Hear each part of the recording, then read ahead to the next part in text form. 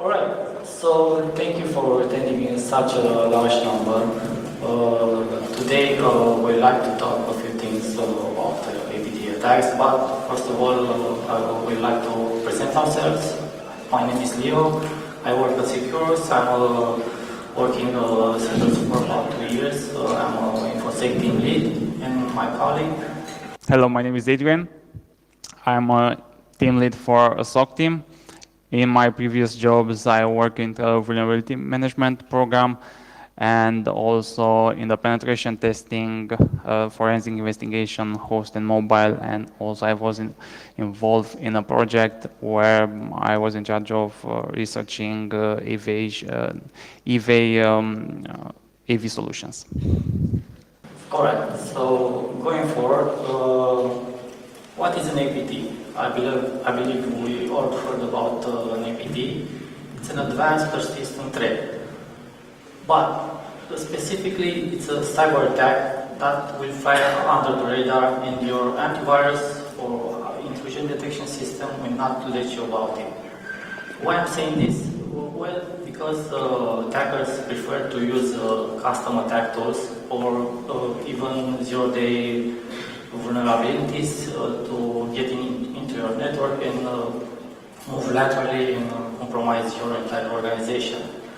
Second, why you will not know about this? Because if you know your organization has a lot of noise coming from different cyber attacks that are targeting your organization on a daily basis, you will not even notice an AV flag when a spear phishing attack was launched against your employees.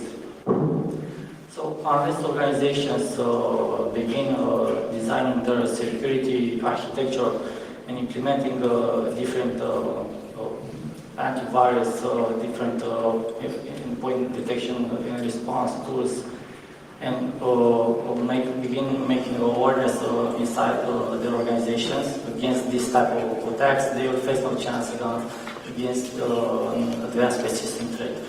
The goal of an APT attack is to get into your organization as quickly as possible,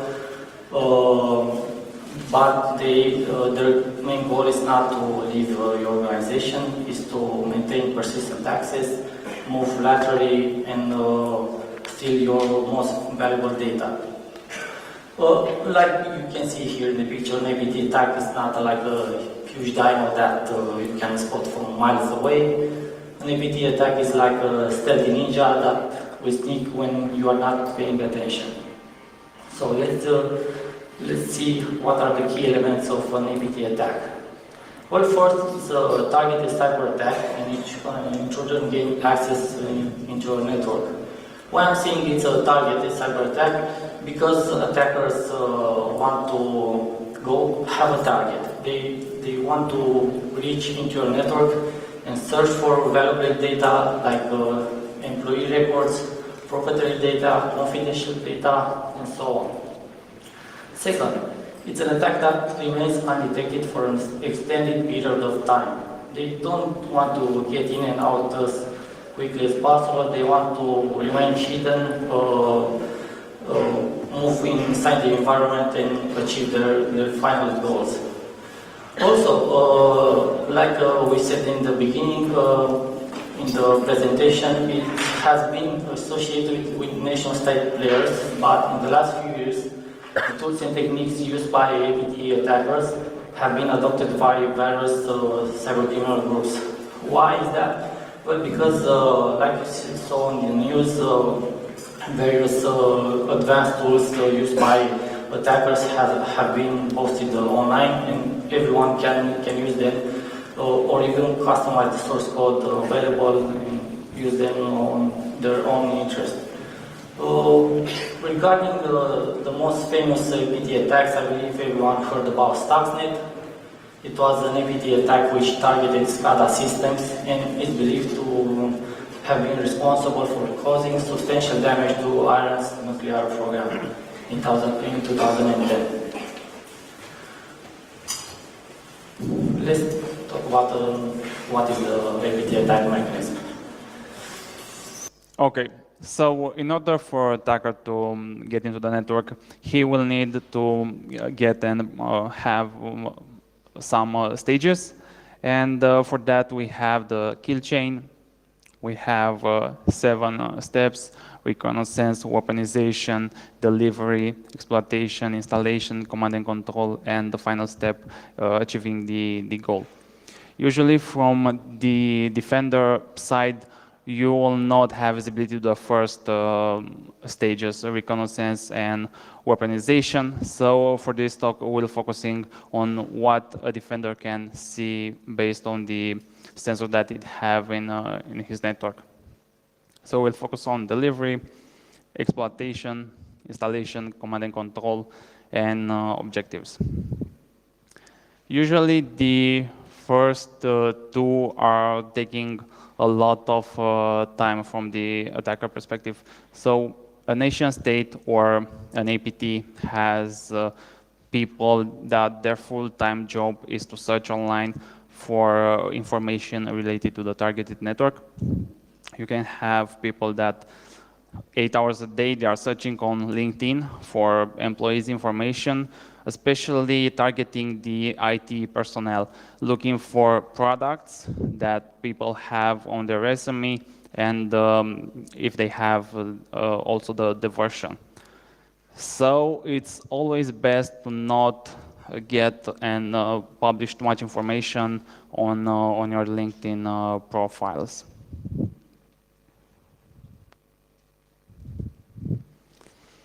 Here it's important to not think the kill chain or the attack chain in a linear phase. The attacker will have cycles. Once it's in the network, he will start multiple kill chains and multiple attack chains in order to achieve their objectives. Usually, they are looking for financial data or proprietary information for that company that they are targeting. And in order to do that, they will start reconnaissance phases inside the network, and they will need to escalate the privileges in order to find the network segments where the host with the proprietary data is in the network. Here, if you want to find some interesting reads about the APTs, you can search online for Aurora operation and also Moonlight Maze. Moonlight Maze is considered the first attack that it's attributed to an APT, advanced persistent threat. So it's nice read if you are interested in those kinds of reads.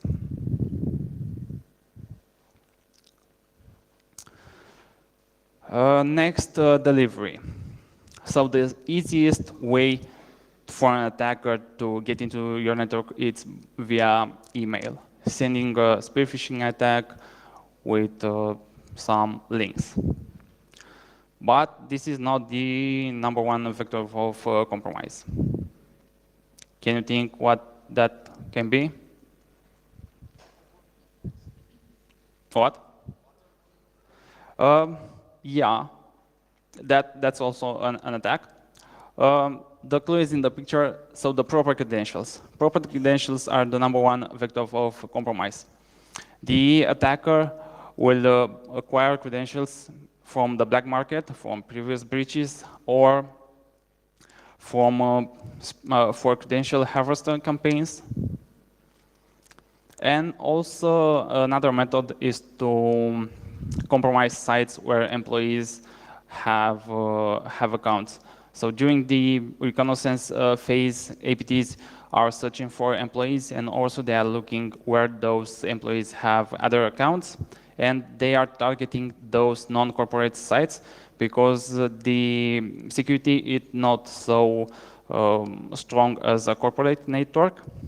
So they are trying the same passwords in the corporate network. So it's important not to reuse your passwords. And also, as a countermeasure, you can implement multi-factor authentication to your organization. If we have time tomorrow, it's an interesting talk about our colleagues in SecureOps about how to bypass multi-factor authentication. So if you are interested in that, tomorrow on panel 3, you can go to that talk.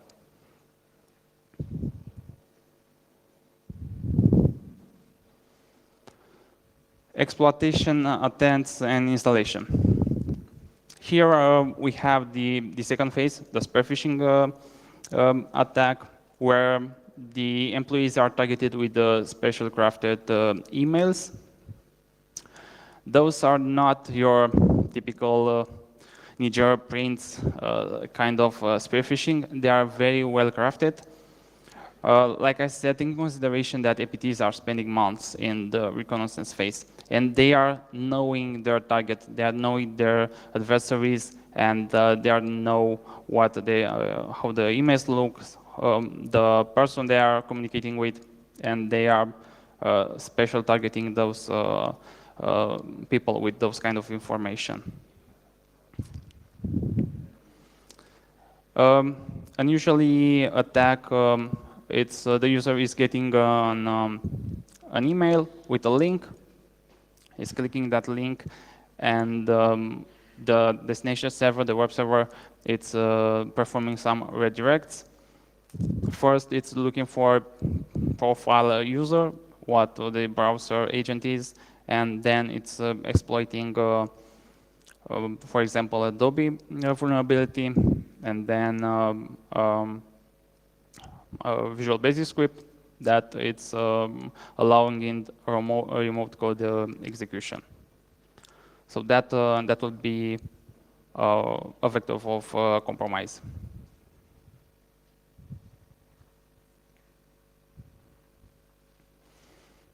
Here we have application used by APTs. Every dot represents detection based on the network traffic. Usually, APTs activity don't have a pattern because of the highly targeted nature of those attacks. And like you see here, some of the tools are available on the internet, and some are penetration testing tools like CobbleStrike.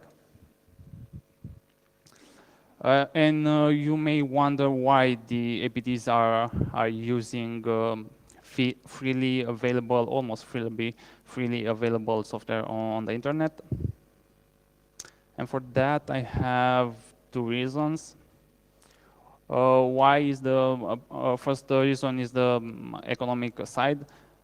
Developing an advanced malware capability, it's very costly, and the APTs are spending a lot of money in those. Maybe they have 0 days, and those 0 days are very expensive to purchase on the black market. So they are not using their main tools in the initial attack. It's important to keep those capabilities secret and safe, because once the defender side, the more advanced teams like forensic or threat hunting have their hands on those samples, they can create TTPs based on that and signatures, and it will be very easy to detect those on the network once those TTPs and signatures are created. And basically from that point, the APT burn their tools. They can no longer use them with efficiency. Another reason it's that it's hard to attribute attribution to those attacks. Having multiple tools used by multiple actors is hard to get attribution on. For a corporate, it's not that important, but on the nation level policy attribution, it's sometimes important.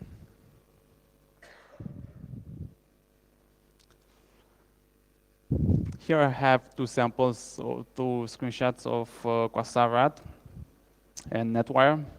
This is how they are looking. Their interface, it's very easy to use and intuitive. If you know how to use one RAT, you will know to use it all.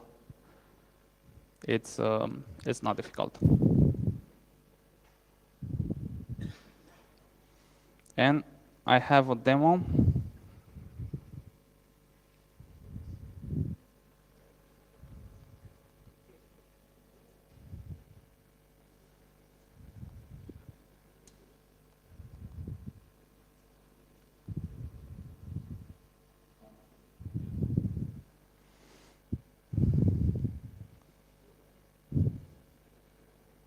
Okay, so here how the interface looks. We have simple configuration, just mentioning the port you want to listen and start. Simple as that. And you may have other options if you are interested in advanced DNS or show pop-ups or support for IPv6. So you start the listening port, and then here you can build the agent.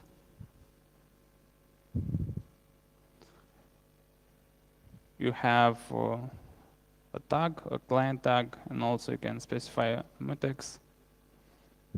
That is to not have the same malware infect 2 times the same machine. So it will check for that mutex once it installs. Here you configure the AP that will call home. So that will be the targeted the C2 IP address. And you also have the possibility to create persistence. Depending on the access level, you can install it in application data. You don't need administrative access for that, or in program file systems. And you can let it run once the operating system starts, so here. But I didn't choose that options, and you'll see why.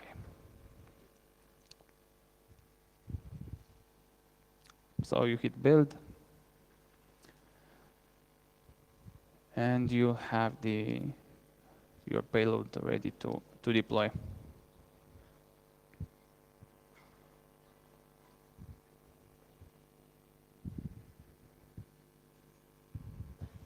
Yeah, you have to wait a couple of moments, and here the sample is ready.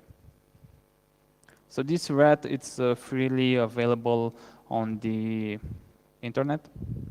You don't have to go to black market or darknet. It's available on GitHub.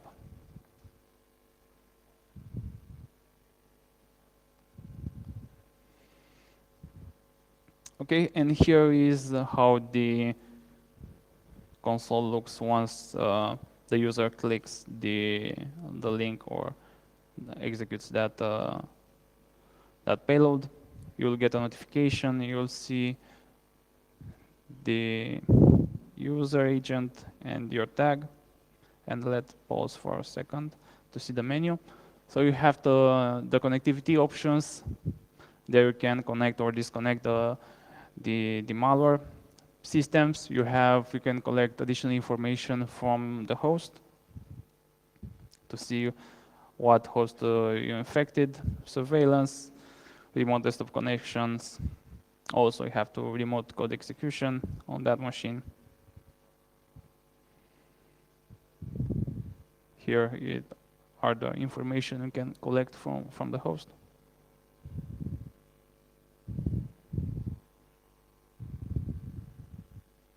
You can also browse the targeted machine folders like you normally do on your computer. You can download, upload, or execute files. So basically you have full control over that machine.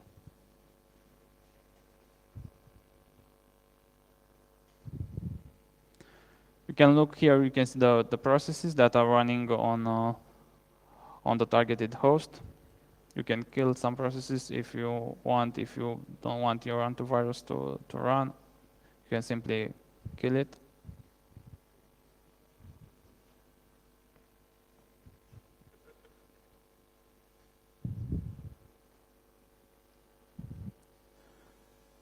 You can open a command line interface if you want.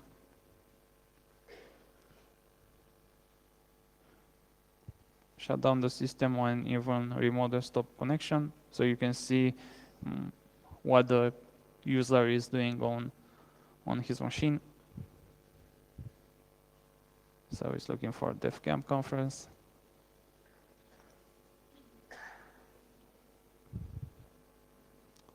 Yeah, so you get the idea.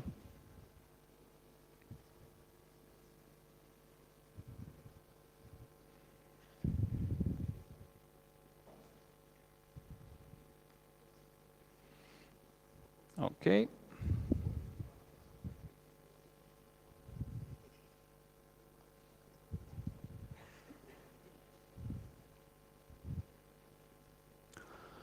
So once inside the network, the attacker will start to gather additional information to see where he's in the network.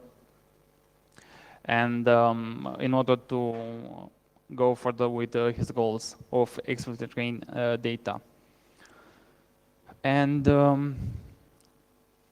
here it's important to look for some tactics. Usually the attackers will stay undetected by using administrative commands like usually admin will use, blending with the normal traffic. So as a defender, it's good to look for commands like net command.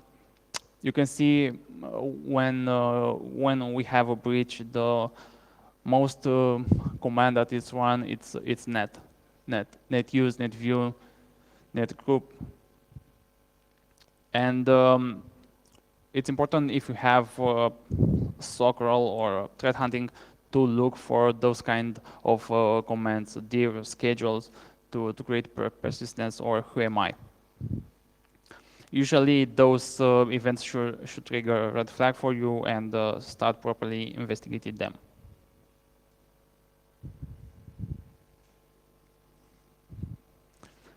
Persistence, you can, there are classic ways. Classic because they are well documented. Created a service account that, a service that it sounds legit. That would be the main persistent mechanism. Task schedule or create a malware add-on that will start once you start your Office suite, Word or Excel. And DLL injections, so, but that are not all. There are many persistent mechanisms, so, and those are not all of them. You can have a very useful tool. It's called Autoruns from sysinternals from Microsoft, and that will show you all the not all, almost 50 persistent mechanisms that that tool it's aware of. So it's a good tool to check. Also, you can check Mitre or Mitre, like I call it, Mitre site, and there you'll have a very good resource about how the attacker will work and what the persistent mechanism they are using, and for every of those mechanisms you can click and show, it will show you additional information.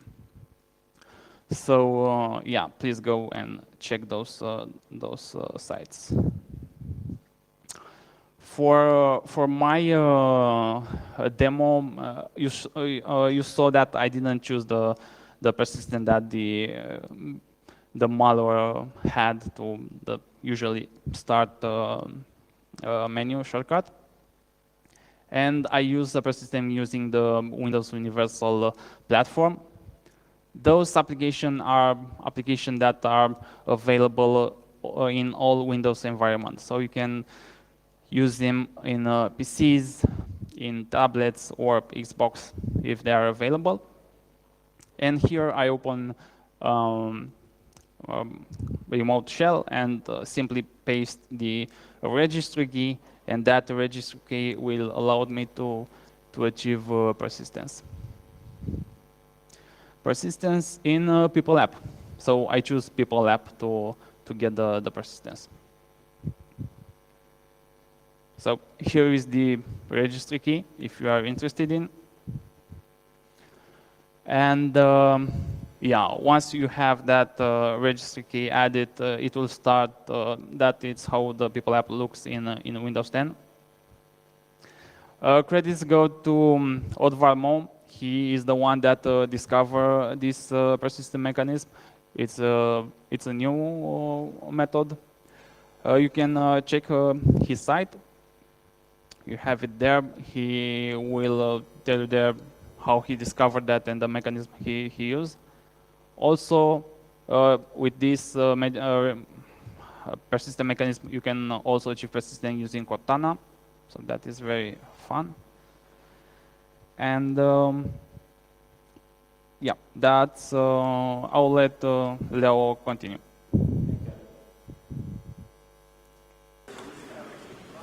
So the attacker got in.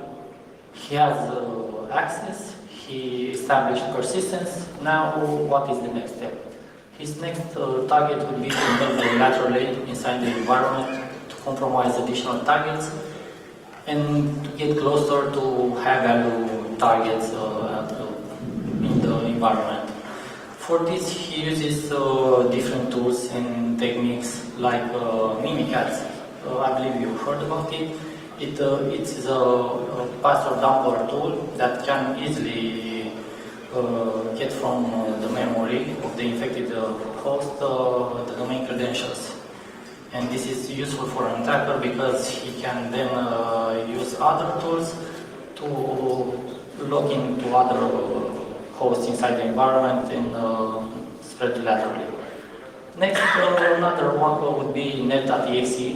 This is used to connect to network shares using net use commands and credentials he might got with, for example, Mimikatz from a previous attempt. Another one would be psexec to go inside the network. psexec, it's a Microsoft executable, it's legitimate. Also, network admins use this frequently in their daily operations, so spotting this from legitimate to malicious activity would be pretty hard if you don't have the proper security tools in place. WMI, Windows Management Instrumentation, can be used to interact with local and remote systems. As you may know, WMI is enabled in almost all modern Windows versions. The same thing with psexec. It's also used by domain admins to perform various tasks in the environment. So again, spotting this can be hard to do if you don't know what to look for. How can you tell I'm targeted? Especially in the kill chain. Well, recognizing an APT attack early in the kill chain, because I believe this should be our goal to spot it early in the kill chain and not when your data already left your organization, is a tough job. The attackers prefer to work slow, blending with the regular network activity and using I already showed you tools already available in your environment. They can also make use of PowerShell, WMI, net.exe. So unless you have the proper tools in place, you will not be able to spot such an attack. There could be some indicators you might want to look in your environment to check if you are compromised. For example, you might discover password credential tools like Mimikatz, like I said earlier, or you can discover backdoor trojans on some of your computers, and this might be a good indicator you have something going on in your network. Also, you might notice an increase in logins late at night or from odd geographic locations. Also, you can look for focused spear phishing campaigns coming into your environment. So this would be a few indicators you might want to check out. Also, you could check for large unexpected flows of data, especially flows leaving your organization. So let's take a look at an example I've investigated. When I've noticed a large data transfer leaving a network. As you can see here in the picture, I have represented the net flow traffic that was leaving an organization. The white line represents the trend line. This helped me see some patterns and investigate the spikes, because this is what I have looked for to check for activities that should have been happening on a regular basis. Quite often, APT attacks are detected when the data gathered is leaving the organization, or in bad cases, months later or never. So, spotting this spike here and comparing with the regular trend line raised a few questions for me, because I needed to investigate what happened there. So, in the next step, I have decided to take a look at the packet captures for that day, and this is a simulated example, but it's close to an investigation we have performed. We have noticed in the net flow a few odd requests, like post shell.acpx. It could be another name, but this is for explanatory reasons. Well, I believe no one should do that regular activity in your network to make a request for shell.acpx webpage. Also, if you could take a look here in the data details, you can notice a few things like password, the response right, also value here with the pad and RAR file. So these raised questions for me. So I decided to further investigate. We went for the host that communicated and captured RAM memory and analyzed it. We look for command history. We use the volatility and analyze the command history for the cmd.exe process. You can do that with volatility, and it showed us some suspicious commands like rar.exe with the path we have found here in the network traffic, and the path where it seems here like someone created an archive file and archived all this data here.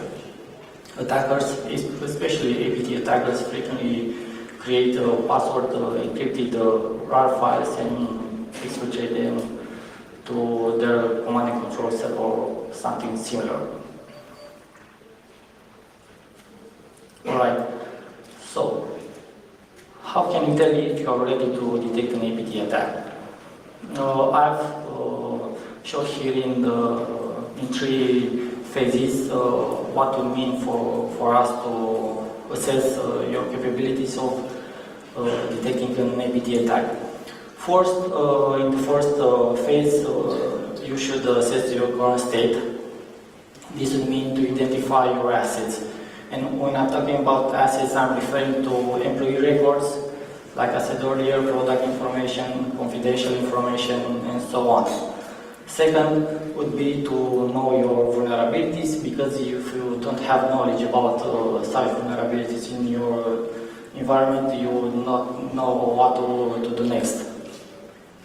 Second would be to know your enemies. Organization might want to use threat intelligence feeds to build a heat map or threat map with attackers that are currently targeting organizations. And you should do this based on the profile your company has, or could be an electric company, financial company, and APT actors are targeting such companies based on their own interests. Also, you gain knowledge by using threat intelligence feeds to procedures, tactics, tools used by attackers, and this can help your organization better respond to such attacks, because if you have knowledge about how they do it, you can also implement preventive tactics to stop them and also catch them in the act. In the last phase would be design and implement your vision. Organizations can develop security policies and architectures to help prevent data compromise and also identify advanced threats when to strike. You can think of deploying multi-layered endpoint and network protection like antivirus, post-intrusion prevention solutions, or like EDR tools, and so on. And not finally, threat hunting. Threat hunting can really boost your chances of finding an APT attack and stopping them from going forward.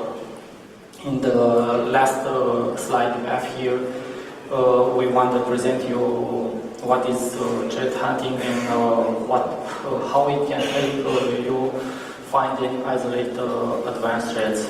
So what is threat hunting? Threat hunting is a process that is designed to look for advanced threats that evade your current security solutions.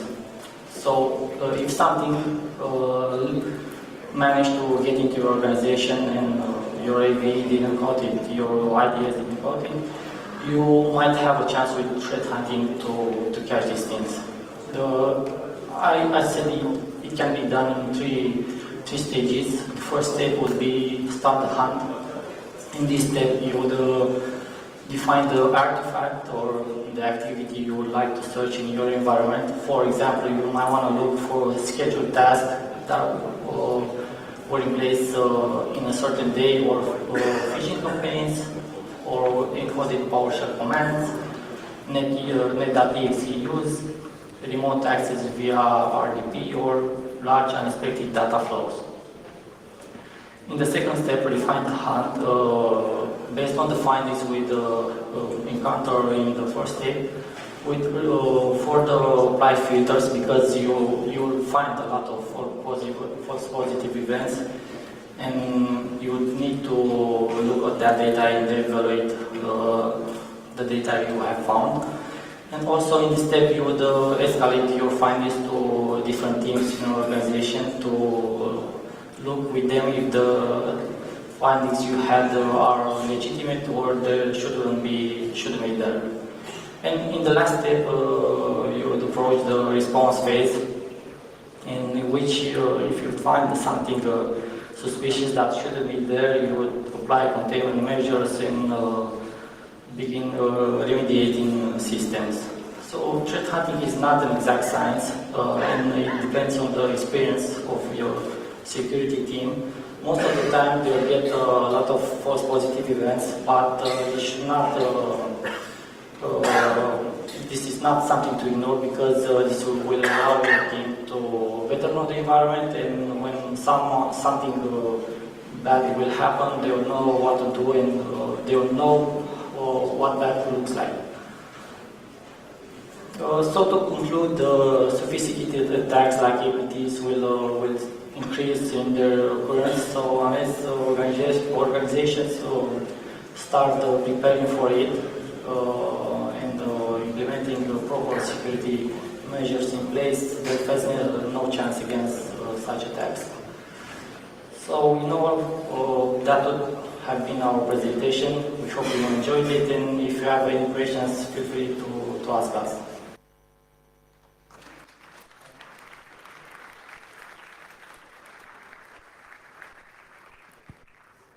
Thank you very much. For questions, we have a question here in the front row. My colleague will get the mic there. So you showed the most common commands that an attacker would use on systems, but if you indeed implement signatures on them, it will trigger like thousands of alerts from sysadmins. Can you give us some examples of correlation of events that will help you find APTs?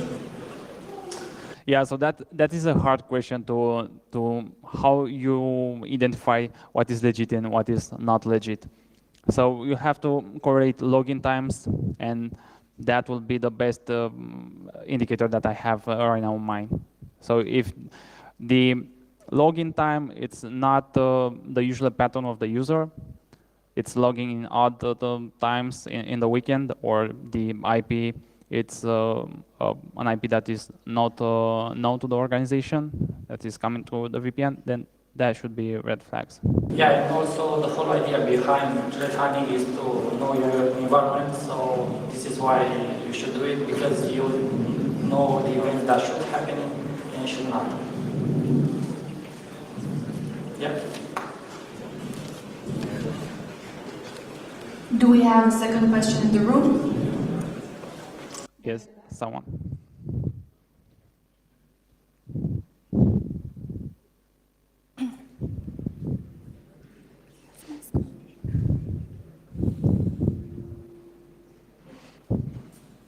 So, from an infrastructure standpoint, besides multi-layering and segmentation, is there anything else that can slow down the propagation? Besides network segmentation? Yes. Well, yeah, there are a lot of steps you can do it. First of all, besides these technical measures, there are a lot of technical measures from AV, HIPs, RDS, EDR tools, to handpass, to everything else. There is another measure you should take into account, is the human factor. Because often is the most targeted factor is the weak link in your organization, and awareness should be made between your colleagues, your employees, to avoid those phishing campaigns and not just take any offer they receive only in the spam mail and double click it and claim their prize from Amazon, something like that. Yeah. Thanks. You're welcome. Yeah. A question here in the front row. Anyone now? Thank you. Do you also experience a USB phishing campaign, such as, for example, one of your clients received a USB key with a virus on it? Yeah. And they just put the USB key on the PC, but nothing is detected. Did you expect something like this? Yeah, I have a few cases with this. Most of the times, antivirus didn't call the malware because it was a fileless malware. It was already in registry keys. We caught it earlier, later in the kill chain, because the AV didn't spot it, but we saw the network communication and we managed to remediate the case. So the key is to have visibility in your environment. ADRs or traffic net flows, that will help you into investigation. So if the AV don't catch it, you should have other layers of security that will trigger alerts.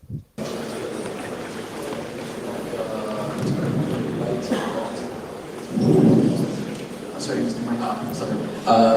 such as blocking with GPO to block writing rights or media. Yeah, exactly. You can also have that policy. Thank you. We have a question here, or there as well afterwards, if you've seen someone. Would be, you said that you need multiple AV ideas, ADs. The question would be, it's better to have a single vendor or a mix of different vendors. One example would be if you have the same antivirus on the servers and the clients. Well, Yeah, we would go for a mixed vendor solution because some vendor might have some signature, another vendor might have another set of signatures, so this is why we go for multi-vendor solution. And also it will be harder for the malware to evade the multiple AV solutions because they are different ways of detecting those malwares, and the attacker should double the effort to achieve that evasion. We have time for one more question, so take your chances now.